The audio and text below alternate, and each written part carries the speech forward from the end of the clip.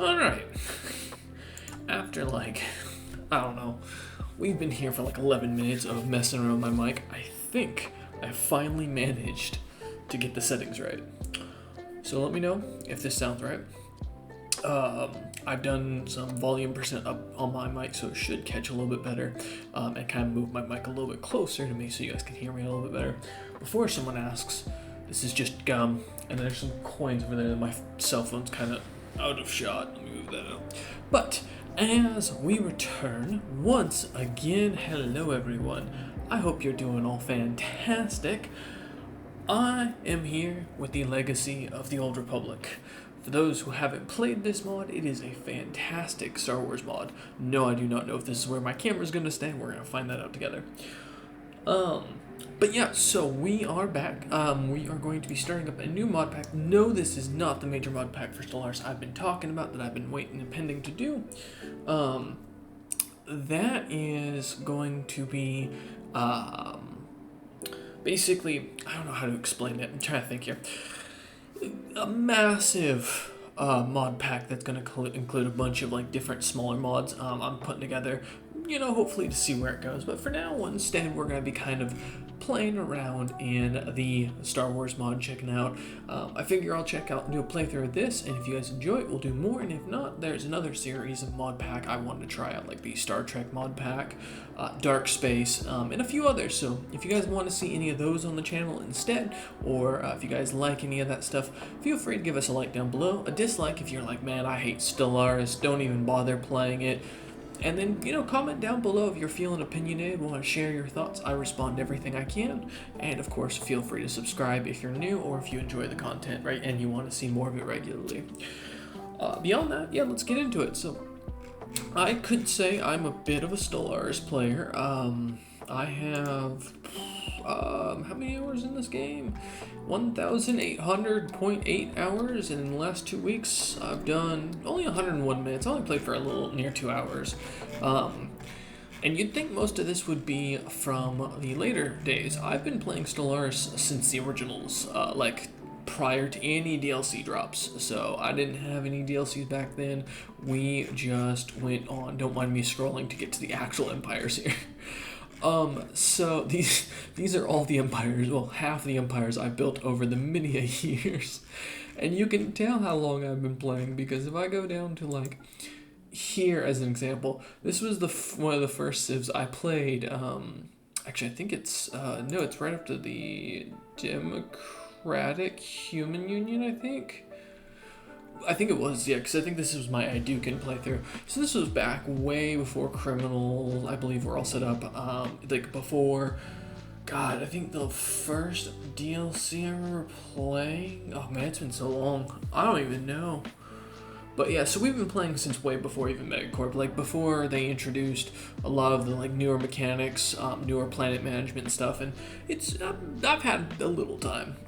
Because of that, I figured it'd be kind of fun to play maybe a Stellaris playthrough. I'm going to do some normal difficulty to kind of give you guys a chance to kind of keep up with what I do.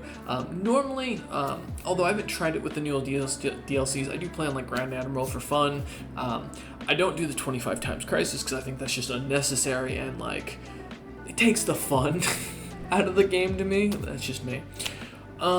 So we're not going to be doing that today, and I'll show you why, because I kind of want to get into this, but the idea here will be we're going to play around in one of these empires, playing through the story, setting ourselves up with what we want to do, what our goals will be at the very beginning, what our goals long-term will be to achieve, and see where that kind of goes. Excuse me, as I take a drink of water here. And yeah, I think that'd be kind of, fun to kind of overall do. We've got, what the, Empire glossary looks like, so this is the different regions you can play in, and then starting here with the Coruscant Union, you can kind of go through each of these and figure out which one you want to kind of run around in. Now, I'd be lying if I didn't say I have at least, I want to say 400 to 600 hours probably in this mod pack. The Star Trek mod, I probably have another, well, maybe 200, I guess. Yeah, it'd probably be a little less, because I play a lot of main game Stellaris, as I achievement hunt in this game like crazy. But yeah, so we've been playing for a minute, and I wanted to kind of look around and see who we wanted to kind of play. We just had the recent update, so this mod had a huge update, which was something I've been kind of waiting on. And as I'm still kind of pending the other mods, I figured we'd kind of take a look in here. If there is a different civilization you guys want to see me play, like you look at this and you see one that catches your attention, let me know. And I'm not going to go through every single one of them. That would be kind of boring, in my opinion, overall. But the ones I have a love for, the Corellians are a really fun one, the technocracy here. They have some really interesting lore. For reference on when this starts timeline-wise, if you've never played this mod, which I'll put the mod name down below for what I'm using. But if you have never played this mod before, this takes place, I think, after the fall of the, oh shoot, what are they called? Give me a moment. It's after the Great Hyperspace War, which I believe is the fall of the Empire that comes before the First Republic. So this is like prior to that. This is the humans kind of expanding out, finding each other, stuff like that, from my understanding. Now, there's a little bit of issue, and I don't know if they fixed this mod-wise, because lore-wise, the Hutts at this point shouldn't be a criminal empire. They should be I guess feudal would be probably the closest thing we'd get of them. So there is some lacking in lore there, but again, it's more, I think the issue is more just to kind of capture that interest for the Hutts, and I don't know if there's an event yet in Stellaris that lets you just basically change your entire government, so that might be the kind of limiter for them. But yeah, so there's some minor limitations. Some empires will not have their immediate, like, expanded borders. The idea is this is like the first start. Also, technically, timeline-wise, most of these empires would like start at different times, and would take a longer time depending on to meet with each other, but of course you can't simulate that as easily in Stellaris. So with that kind of understanding out of the way, and for those who want to see some of this content, let's get into looking through some of the empires. So, as I mentioned, the Coruscant Union is one of my favorites, or one of the good ones to run, a very good story-heavy one, and very good for the beginners here. They are, as you can see, orange, so they are going to all start in this little belt up here. Yeah, you guys can't see my mouse. Okay, I was like, wait a minute. And that's kind of the idea. They're going to create the Republic, if you're familiar with your history. So be careful if you do run an empire in here. You will have to make a decision whether to join the Republic or stay independent, and that can kind of get a little messy if you're not prepared for it. We'll kind of see it as we go. There's some really fun ones in here, though. The Alsacan throne, who are like the people who don't like the Coruscantes. They're trying to get them to basically keep it human-centric, instead of going for this like open galactic theme, which is really kind of a cool thing, because the idea of like them becoming the rival to Coruscant, we don't really get in the modern Star Wars movies, you know, which is sad that we're not getting films on the Old Republic, which is so cool for our time period, especially since it's so well written out. So, you know, as we continue on, this is another fun one. Actually, well, let's kind of scroll up here a little bit first. We got the Zerka Corporation, which is a nice fun one to do for a megacorp. You're not kind of pressured to join the Core World's whole setup, and you can really become a main player in here, because you get your big border here right with the Hutts who try to expand south. So it's kind of a fun one to kind of mess around with. This is a new empire, I think. I don't know if the Hergolics were in the previous version. I don't think so, but they might have been. The Purse Worlds, which is another fun one. Mod actually had me, or taught me that the fact that these guys and another group had split up, apparently being from the same species originally, which was kind of cool to find out, and kind of learn how that all worked. Let's see, going down, the Guardian of the Wills. My only advice here, they are pacifists. You will spend like 99% of the game doing nothing. So just be kind of prepared for that, unless you're prepped to like do a government flip, which I never like to run those in these games, but there's definitely an option, as they kind of have this set up overall, which would be kind of fun to play aggressively. We got the Mandalorians, which, I mean, the Mandalorian Crusades is one of the big events in this game that comes through. Not someone who I'm going to play through, but really a fun one to kind of mess around with. Same with the Remnants of the Sith, where you kind of get to build up the storyline here of Darth vitiate, and see where that kind of goes for what you want to do. Being over in this corner here with the Zygarians, who are, in my opinion, them and the Telosians are kind of the two difficult ones to deal with overall. But they can be this can be a really fun area to get a big federation going of just evil powers really quickly, and kind of expand out. There's the Telos, which are... I'm trying to remember, what was your big thing? I think you were the first big human empire. I think that's what the Telosian Council is. Another group who aren't very big on the idea of other non-humans, I believe, from overall lore. Of course, the Zygarians, as we all know, because Obi-Wan claps the cheeks of a princess from this planet. Sorry, it's past 5 minutes, I had to say it. Infamous slavers, so you got a nice little setup if you want to kind of run that more evil barbaric empire, which is kind of fun to mess around with. The Hive, which I haven't touched yet. I imagine there's a good bit of story in here, but again, pacifism, and kind of that more like you're set up in the neutral ground of all these empires is kind of the connector right in here, which can kind of make you an early target if you're not prepared. However, the cutting edge engineers makes the fleet concept a little bit more appetizing. This first video might just be 30 minutes of who we're going to play, guys. I swear, I'm getting to the end. We got the Tyon Hegemony, which another one from the Ashes of the Zim Empire, which is kind of cool to play through the story of and kind of follow these dinosaur riders on their planet. Mon Calamari, the scariest empire in all of Star Wars. Hiscar Dominion, you do share I think a star system with the Wookiee, so you will be bordering the Wookiee, and you will also be bordering right on the Hutt space, so be prepared for a lot of fighting. But they do have some unique story, and they do have a unique, what do you call it, not tradition, is it, no, it might be, well, it is a tradition treat, but it's the last thing you get, Ascension perk, there we go. My brain was trying to blank there. Bothans, which are kind of fun. I haven't messed around with the Bothans much at all. Being an espionage nation might be kind of a fun one to play with. The Noble Houses of Phylene. I have no idea about these guys' lore. I know they play a huge, important part to the story lore in Star Wars, like outer areas, but I've never done any research on these guys, surprisingly. I always run into them and end up beating the crap out of them, though. Theocracy of Onderon is a fun one to play. I love this one because you get to run through like the mix of the Jedi and Sith thing, and this is also this is the dinosaur rider I was talking about, which is kind of cool. Fun one to play around with, definitely. Never done the Rhodians, but of course you always got to have them in here. We have the Kaminoans, who I think are new because I don't know if they were in the previous update. The Hutts, who they do have them set them up as an oligarch. Okay.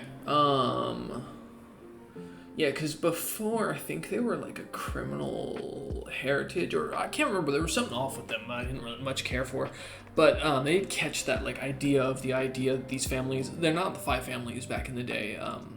The Hutts used to run like a feudal system, just being warriors and such, that would gain power through glory and basically that. The Pikes, who are of course one of the spice harvesters.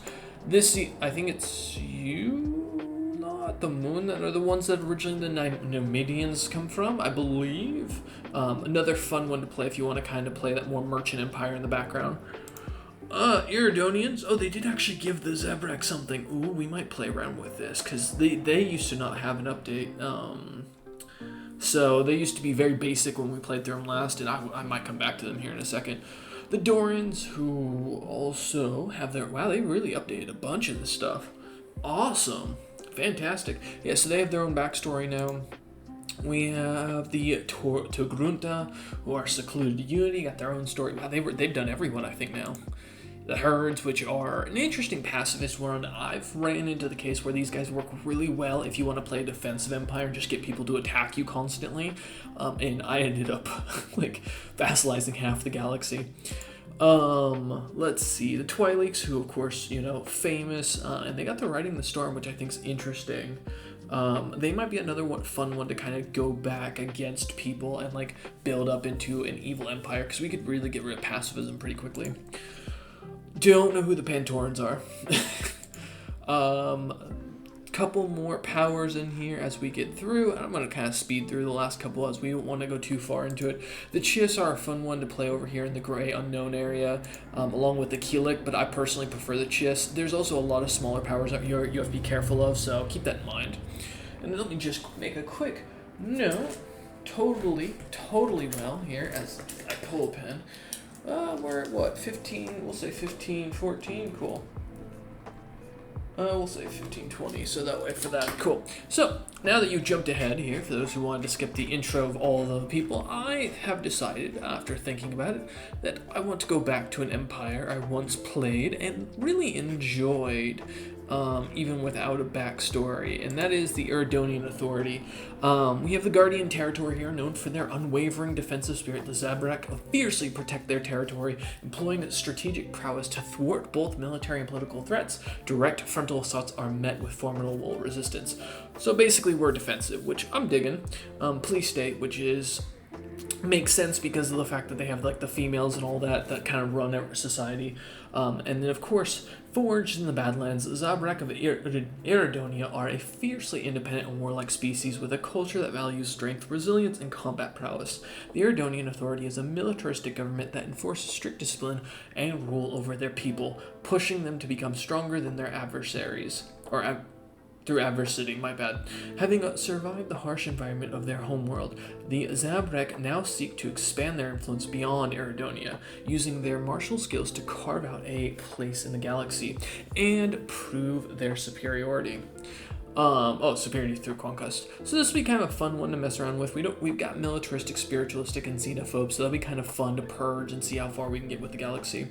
As always, we do these first episodes in about 30 minutes, so I hope you all enjoy. We are going to play on Ensign, just to show you what the base game looks like. If you guys want me to come back and play a Grand Admiral and we just hardcore this and see where it goes, I am down, but for now, we'll kind of get this up. We have the focused galaxy. We'll just kind of do that to make sure this runs. We've got our hyperlane density on, allowing our AI empires, which I think is, 45? Oh yeah, so 41 is what we want. All right, cool. Minor empires we'll do on. This controls how many of the regular AI empires. We'll start with domestic focus. Oh, okay. We do not want that. Yeah, I don't think we need the fallen empires. And this controls how many regular AI empires. We'll start with domestic focus. I don't remember I don't think we'll have that on because I don't think it makes sense. So we'll leave the crisis type to random, leaving it as it was. We're going to leave scaling difficulty off, AI aggressiveness as is, so that way it'll just run as it wants. Basically playing this as the game wants us to play. Everything is on. We got our habitable worlds on. We'll do endgame year start at 250. We will put an endgame for us to stop the game no matter what. We'll say let's put the year 3000. That'll be our first goal, is like become the dominant power, whatever we decide that will be, by the year of 3000. Or we'll start on to the next series. We'll leave the Marauders off because that's not used. Delegates can be turned off. Caravanners can be turned off. This stuff is all pretty much set to how it normally would be. Let's just do this because I don't want it to be too bad. We'll leave the storm cooldown down. Devastation's fine. I'm worried to see what Star Wars Exogrowth and Cthulhuids are going to look like. This is going to be bad, but let's get into it. Let's see where this goes, and let's see how we do. And as we come into it, of course, I'll make a quick little side note for myself. Those who watch down in the video or look down in the comments below, you can, or in the comments, in the, there's a term I'm looking for. As soon as I get back into focus, hello camera. Excuse me, good sir, here. There we go. For those who are watching at home, and, well, everyone's watching at home, weird thing to say. For those who are watching it, they can easily go ahead and see, or just pop over to when the game officially gets into it. Alright, what is our time? Cool. Welcome for those who skipped ahead. I hope you're all doing fantastic. Welcome in, welcome in. So we read this earlier. Basically, we are going to seek to expand our lands by conquering martial powers to conquer and dominate. For the Zabrak, the galaxy is a battlefield, and they intend to emerge victorious, proving their strength to all who challenge them. So we will be doing that. Our species is adaptive, strong, resilient, and slow breeders. Not bad at all. So let's get into it. For those who want to see the patch notes and see everything going on, you can easily go check that out. For now, we're going to go ahead and jump into it, and thank you again to the team who've done this. They've done an amazing job on working on this so far. Alright, let's get into it. So here is the Star Wars galaxy, as many of you recognize. Looking good overall. Hopefully it looks alright on the screen, but first things first, we need to build up our territory. Honestly, best thing I'm going to do is get into shields, because those are going to be helpful early on. Let's see. Unity is going to be helpful just to build ourselves up, and honestly, I think missile loadout kind of makes sense, because we would want to focus as much into the military tech as we can. We've already met someone. We have made first contact with mysterious aliens in the Barca system. For now, we have codenamed them Zesh Menace until we find out more about them. If they possess a language, we should decipher it so that we can assess how much of a threat they pose. Interesting. So we'll quickly assign our envoy to that and let them do their thing. Already we can kind of see our little cluster here is very locked off, which is kind of interesting, so we're going to have to be very careful in here. First thing I'm going to do is go up here and get rid of all of these markers because I despise them. Let's get your ruling. So ship build speed would be nice actually if we can get that long term, that plus 10% really stacking with time. We also have a military man that is not currently assigned. Who's leading our troops? Another commander. Alright, cool. So we'll just assign him to the army thing. Cool. Welcome in. Alright, so with that, let's go on to our quick planet and take a look around. I don't know about you guys, for those who play the game, who've been playing the game for a long time. I'm not a fan necessarily of the newer interface, but you know, we can deal with it. So we live on an ash world. This rocky world is going through an acute phase of a global volcanic winter.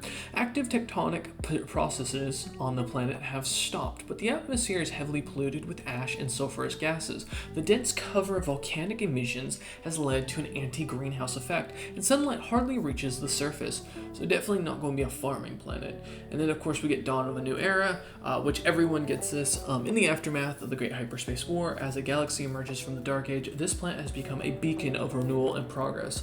The scars of war are fading, and a new generation rises with the hope and determination to rebuild and restore what was lost. With galactic hyperspace lanes reopening and trade routes reestablishing, this world now stands at the forefront of a brighter future.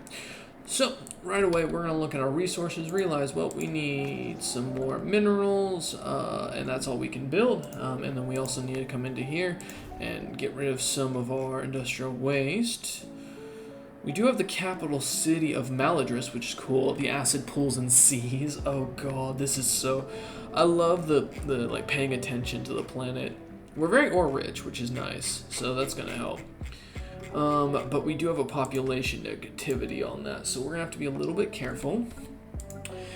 For now, we can't do anything else there, so let's first also assign our thing to aggressive for fleet stance. We're going to set Iridonia Station as its home, have them return back. What do the ships look like, out of curiosity? Oh, they're just fat corvettes. Actually, how are we looking on... these are just heavy corvettes. So what do we got? These are components, so not bad for stats. We'll fix them later. Let's go into our fleet manager before we get into it. And honestly, I am going to bump you to 50 because heavy corvettes are really nice to kind of pull out and just spam, especially later on. One of the things you can do, if you like to do this, you don't have to, is you can go in here and switch out what kind of swarm they are and go into a line roll. By doing this, basically you're creating, if you do this with swarm missiles, you can just basically convince your corvettes, as many YouTubers who do play Stellaris professionally air quotes for YouTube, and like to min-max will do, and it basically makes your guys sit at the back of your line and just spam missiles. And the AI is not good at dealing with spam, especially when you have like 100 corvettes. Or more. So you can go in with a lot less power. However, the downside is you do need some screening ships to take a lot of the brunt. So you'll have to kind of build up some battleships that have heavy shielded armor to kind of go into, rush in and take those hits. But it's a fun strategy to do overall. With that in mind, let's go ahead and set automatic construction, get our dude going out and looking around, and probably launch a second science ship. And let's unpause. So we don't have any music because, well, I don't want to get sued. So just as a heads up, but as we continue on, let's see what events pop up. Contact report enigmatic spacefarers, good sir. Eridonia is in an uproar following the news of an unidentified ship sighting in the void. Their intentions are currently unknown, and it would be prudent to assume the worst. We are one with the cosmos, which gives us cryostasis pods. Prepare to confront potential threats, which gives us interstellar combat. Or fortify our defenses against the unknown, which gives us ground defense planning. I say we prepare to confront. We are an authoritarian and militaristic society, we're not authoritarian, my bad. We're militaristic and spiritual. So I think it's a good idea. Go ahead and pop into that. We'll need to watch our resources up above, but we should be all right as we start pulling things out. Let's get ourselves a second scientist as soon as possible. What is that trait? Doctor. Oh, they've got new traits. That's cool. I didn't know that. They didn't have that last time I played. Alright, so we're going to let our guys go about doing their business as we kind of enjoy for a moment and kind of go about waiting for the next event to pop up. A little bit of early game management takes a second as we kind of continue working our way through basically doing the utility, cleaning up our planet, making sure it's ready for for our population boom, and trying to get our resources basically up. Because for those who don't know, the big thing while I kind of look through this is you got to work on your trade and economic power, but you also have to work on medical supplies for your troops. Another thing in the Star Wars mod that's very important is manpower, which I wish they'd add this to Stellaris because it'd make the army mechanic a little more fun. But manpower is a full thing you have to manage. You can't just spam out ships. If you don't have the manpower to produce them, you can have all the alloy production you want in the world. So it does encourage you to build like military planets. I think one of our side goals this campaign we should do is build our own Cadia from Warhammer 40k, which is another mod pack I eventually want to get into and show you guys. But for now, we'll kind of continue as we are. So, for our first bit, we have our tradition to select. Now, if you scroll all the way down, wait, did they get rid of them? Oh, they may have gotten rid of all the cool trees. They used to have unique tradition trees in here that you used to be able to take. I imagine they must be more for the bigger and more important based empires.